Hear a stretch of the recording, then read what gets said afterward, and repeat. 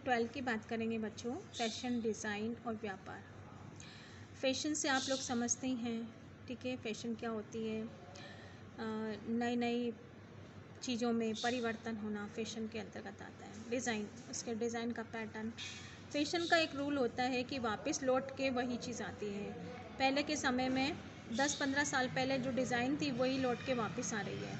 गोटा पत्ती की पहले सहमति थी, अभी वो लौट के वापस आ रही है। उसमें कुछ नवाचार हो जाता है, नया चीज़ जुड़ जाती है, लेकिन वो चेंज होती है, वही आती है। और व्यापार, कोई भी चीज़ की व्यापार करना, एक दूसरे को चीज़ें इधर का उधर करना, आयात निर्यात करना व्यापार के तहत आ जाती है।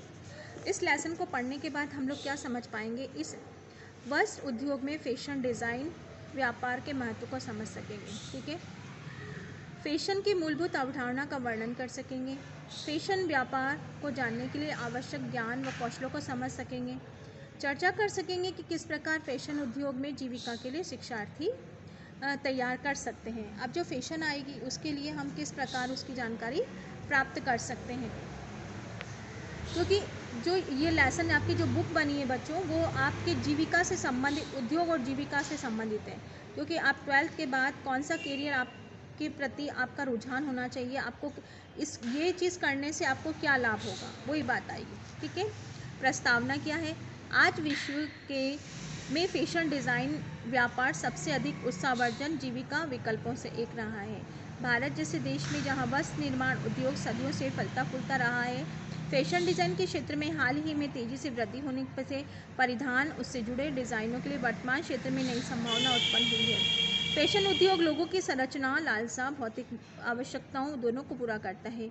आप व्यापार फैशन के बारे में बहुत बार सुनते हैं। क्या आपने कभी सोचा है कि ऐसा क्या होता है कि आप इस व्यापार की शुरुआत में जानें और आप अपने इतिहास के पहले के पाठों को स्मरण करेंगे तो वस्तु और शिल्प के विनिमय व्यापार पद्धतियाँ आरंभ की। धीरे धीरे व्यापार का स्वरूप बना, जो उपलब्ध था वह बिकाऊ था, अतः वितरण प्रणाली में कोई जटिलता नहीं थी। परंतु सन 1920 में पहनने के लिए तैयार वस्त्रों का उत्पाद हुआ और जल्द ही दुकानों ने अनुभव किया कि इस प्रकार के वस्त्रों का विक्रय एक बड़ा व्यवसाय है।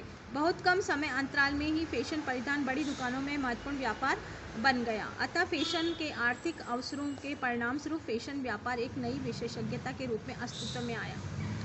अब इसके महत्व की हम बात कर लेते हैं। फैशन डिज़ाइन और व्यापार से आप पूरी कहानी समझ जाएंगे। फैशन व्यवसाय कैसे काम करता है, इसमें कच्चा माल, परिधान, सहायक सामग्री के उत्पादन और दुकानों को जनता को फैशन का माल बेचती हैं से संबंधित सभी प्रक्रम सम्मिलित है। फैशन व्यवसाय का एक पक्ष यह भी है कि इसमें आप वस्त्र निर्माण, कपड़े और रेशे से उन्हें बनाने में काम आ सकता है, इस बारे में सीखते हैं। फैशन व्यापार सबसे कम इस बात पर उत्तर देने में सक्षम बताया कि क्या, क्यों और कब किस शैली का फैशन बन जाता है।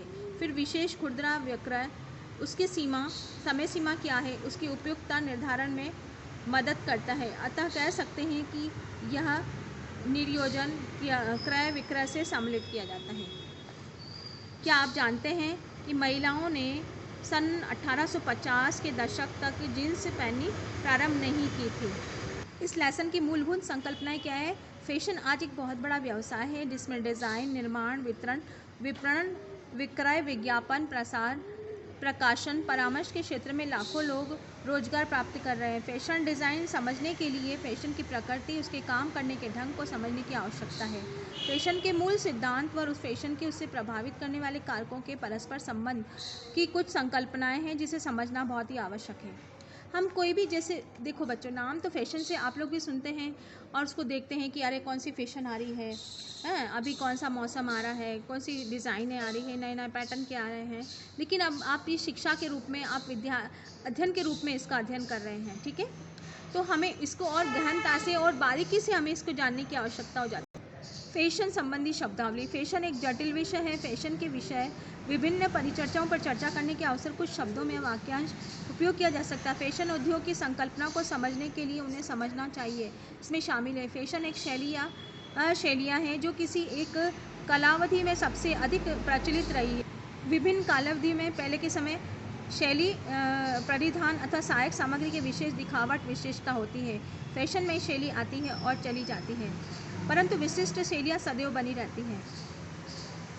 अस्थायी फैट्स कम समय के लिए होती है, कुछ एक ही बार आकर चले जाते हैं। डिज़ाइन इतने प्रभावी नहीं होते जो ग्राहकों को लंबे समय तक आकर्षित कर सके। उदाहरण के लिए शॉर्ट पैंट, बेगी पैंट, बेमेल बटन। इसमें चिर समस्त क्लासिकल शैली जो पूर्णतः अप्रचलित नहीं होती है, परंतु एक लंबे समय तक लगभग स्वीकृत की जाती है। परंतु पुरातन डिज़ाइन की सादगी की विशिष्टता है जो इसे आसानी से हटने या पुराने नहीं होने दी। उदाहरण के लिए ब्लेजर्स, जैकेट, पोलो शर्ट्स, चैनल सूट इत्यादि। कहने का मतलब ये आ रहा है कि फैशन में जो चीज़ें जो लेते हैं, जो हम जो भी चीज़ रंगत, जो भी डिज़ाइन लेते हैं, वो क्लासिकल पैटर्न और नया पैटर्न, ज़्यादातर व्यक्ति किसको स्वीकार कर रहा है, ये चीज़ इस पर डिपेंड करती है। ठीक है। फैशन उद्योग की कार्यशैली को समझने के लिए फैशन के मूल सिद्धांतों का ज्ञान होना चाहिए। इस प्रक्रम में सबसे पहले यह जानना फैशन व्यवसाय कैसे विकसित हुआ। इस प्रकार फैशन का इतिहास और डिज़ाइन बनाने वाले वर्तमान और भावी फैशन संबंधी निर्णय लेने में मदद करता है। मूलभूत धारणाएं आज फैशन के लिए अक्सर विवेचित की जाती है। जैसा कि हम जानते हैं, फैशन अपेक्षाकृत नया विषय है। प्राचीन काल में मध्यकाल की शैलियाँ एवं साथ साथ पूरी शताब्दी तक परिवर्तन नहीं होती थी। नव जागरण काल के पश्चिम सभ्यता के विभिन्न संस्कृतियाँ, रीति रिवाज, पोशाकों की खोज करके फैशन परिवर्तन को बढ़ावा दिया है।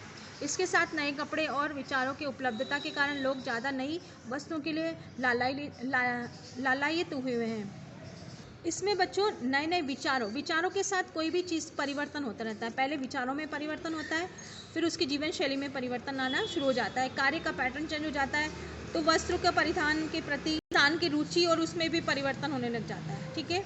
फैशन का केंद्र फ्रांस।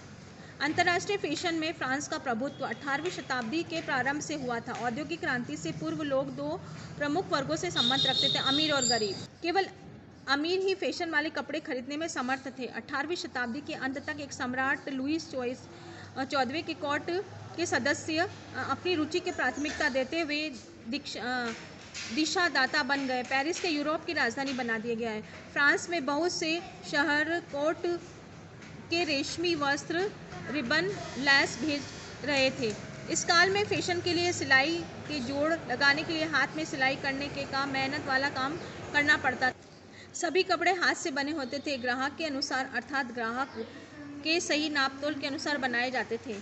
शाही न्यायालय के समर्थन को मिला बना रेशम उद्योग के विकसित होने के कारण फ्रांस फैशन का केंद्र बन गया था। परिधान निर्माण कला को कुटवर कहा जाता था। परिधान के डिज़ाइन वाले पुरुष कुटियर, महिला कुटुरियर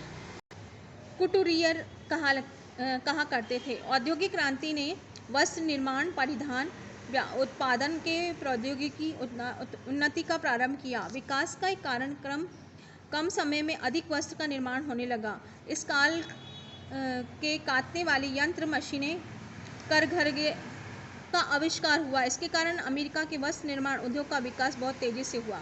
तेजी से बढ़ते हुए व्यापार उद्योग ने मध्य वर्ग को जन्म दिया। इसके पास जीवन की विलासिताओं और अच्छे कपड़ों को खरीदने के लिए धन था। सबसे ज़्यादा परिवर्तन तो कब हुआ? जब सिलाई मशीन आई, है ना। सिलाई मशीन के आविष्कार ने हस्तशिल्प के एक उद्योग में बदल दिया। इसमें फैशन के तंत्रीकरण कर दिया गया। इसे प्रत्येक के लिए सुलभ बना दिया गया। वर्ष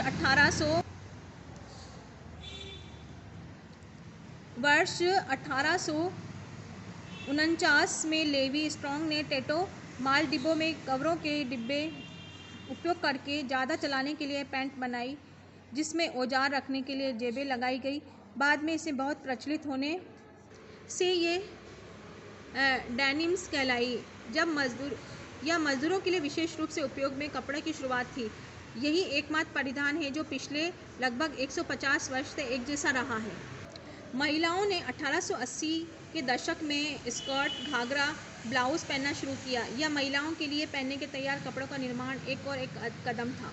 लंबाई, कमर आसानी से माप के अनुकूल ठीक कर लिया जाते थे और इससे यह संभव हो सका कि रोजगार के जुड़ी महिलाओं को अलमारी में अलग परिधान में केवल आपस में मिलाने से विविधता आ जाती थी। 19वीं शताब्दी में मेलों और बाजारों के माध्यम से जनसाधारण की जेबों में अनुकूल फैशन उपलब्ध कराया गया। यात्री व्यापार इन बाजारों को कपड़े लाते थे और खरीदने वाले बेचने वाले दोनों अक्सर मोलभाव करते थे, क्योंकि अधिक संख्या में लोग शहर में बस गए थे। अतः इसकी आवश्यकताओं को पूरा करने के लिए बड़ी दुकानें स्थापित की गई। विविध प्रकार के कपड़ों की बढ़ती मांग के लिए सात शहरों को खुदरा दुकानें पनपने लगी। फैशन का विकास। फैशन चक्र। जिस तरीके से फैशन बदलता है उसे सामान्यतः फैशन चक्र के रूप में जाना जाता है। यह जीवन चक्र जिसमें एक फैशन अस्तित्व में रहता है, प्रवेश से लेकर अप्रचलन तक 5 स्तरों में गति करता है। शैली की प्रस्तुति। डिजाइनर अपने शोध रचनात्मक विचारों को परिधान को ढालने और फिर जनसाधारण की नई शैली उपलब्ध कराते हैं। डिजाइनों की रचना के रूप में रूपरेखा, रंग, आकृति, वस्त्र जैसे अवयव, अन्य विवरण एवं उसके एक दूसरे के साथ संबंध को बदलना पड़ता है। लोकप्रियता में वृद्धि। जब नया फैशन बहुत से लोगों द्वारा खरीदा, पहना या देखा जाता है तो इसकी लोकप्रियता बढ़ जाती है। लोकप्रियता की पराकाष्ठा। जब कोई फैशन लोकप्रिय ऊंचाई पर होती है तो उसकी मांग इतनी अधिक हो जाती है कि बहुत से निर्माता उसकी नकल करते हैं, विभिन्न मूल्य स्तरों पर उसके रूपांतरणों का उत्पादन करते हैं। लोकप्रियता में कमी होना। अंततः उस फैशन की प्रतियों की भारी संख्या में उत्पादन होने से फैशन के प्रति लोगों की शैली ऊब जाते हैं, कुछ नया देखना शुरू करते हैं। इसी घटित लोकप्रियता वाली सामग्री के दुकानों पर कम कीमत पर बेच दिया जाता है। शैली का परित्याग और अप्रचलन। फैशन चक्र के अंतिम पड़ाव में कुछ उपभोक्ता पहले से ही अधिक नए रूप रंग वाले आ जाते हैं। इस प्रकार नया फैशन का चक्र शुरू हो जाता है। नेक्स्ट वीडियो में हम बात करेंगे फैशन व्यापार की।